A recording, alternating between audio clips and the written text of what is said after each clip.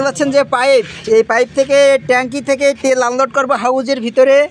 এই দেখুন সে হাউস সুমন ভাই ট্যাঙ্কি থেকে তেল আনলোড করার জন্য পাইপটা মানে লাইন করতেছে।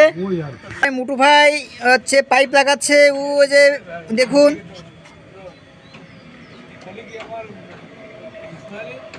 দেখুন কত সুন্দর করে পাইপটা লাগিয়ে দিচ্ছে।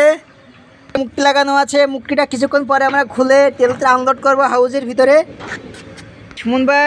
সুমন ভাই রেডি হয়ে আছে, তেল মাপার জন্য প্রস্তুত। সুমন ভাই এখন মাপে আছে ডিজেল, এখানে ধারণ ক্ষমতা 20,000 লিটার। তো সুমন ভাই এখন নামতেছে হাউজের ভিতরে, তেল মাপার জন্য প্রস্তুত। হাউজের ভিতরে কত লিটার ডিজেল আছে সেটা বোঝার জন্য দেখুন সুমন ভাইয়ের রং লাগাচ্ছে। ওই যে হাউজের ভিতরে দেওয়া হচ্ছে।